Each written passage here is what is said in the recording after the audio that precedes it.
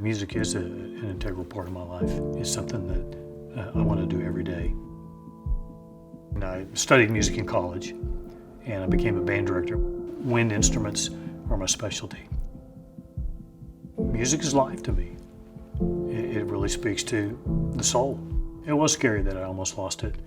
One day I was going to the grocery store, just pick up a few items, quick in and out. I was in the produce aisle, and things seemed a little out of focus. And the first thought that came to mind was, well, I'm 55 and I need glasses. A couple of weeks went by, and I did go to the optometrist to check it out. And by that point, I actually had double vision.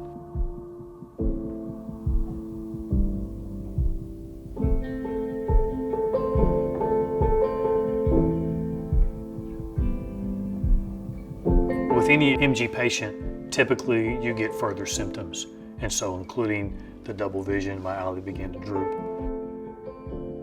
And he did say, I think you have MG, but your next step, you need to see a neurologist.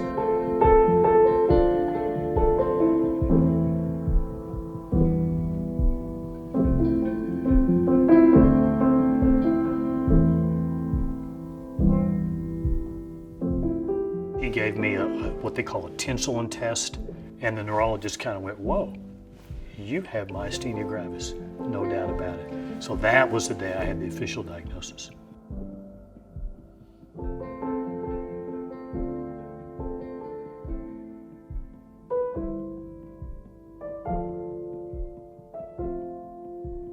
Two days later, that happened. I checked myself into the hospital, and then I entered the crisis mode and then fell off the cliff.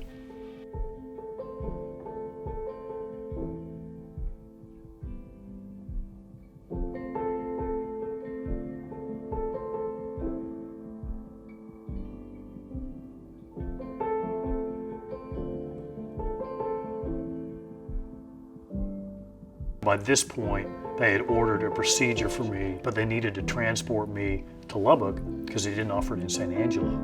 And my neurologist met me in the ICU. He knew I was going to be transported. And I just remember him saying, you're in for a rough week. I had to have a feeding tube inserted in my nose. They have to put a central line into your jugular. I stayed one night in my house, and my swallowing starts fading again. And there's a bit of a panic, and my neurologist says, check yourself into the hospital here. We're gonna try another treatment here in San Angelo. So I'm in the hospital, and I don't feel any different at all. I still can't swallow, I can't speak. My breathing is stabilized now, but nothing else has really come back. So I knew at that point it's gonna take a long time to get better. My recovery was one step at a time. It's like climbing the Empire State Building, not one flight at a time, but one step at a time. And sometimes you take a step back. The fatigue that I was feeling, only an MG person can relate to that. You just have to stop. You have to take a nap.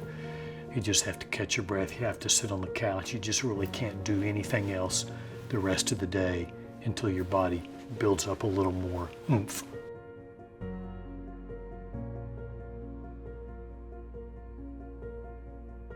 I'm very deliberate in what I'm going to do throughout the day, and I'm very thoughtful about what I eat and how I swallow.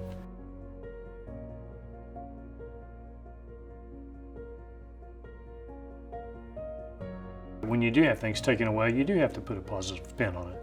You have to be grateful for what you do have instead of worrying about or being sad about what you don't have or what you're used to have. I can go to work, I can drive, I can do my job, but at the same time, I do have those limitations, and it's okay. It's given me a perspective that life is good. The joy is appreciating the things that I took for granted earlier.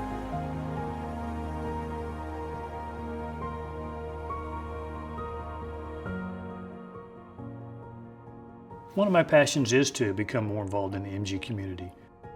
And whether that's making a YouTube video or starting a support group, there's sort of an instant bond in friendship. Doesn't matter your age, race, religion, no matter what. You have MG, I have MG, we're friends.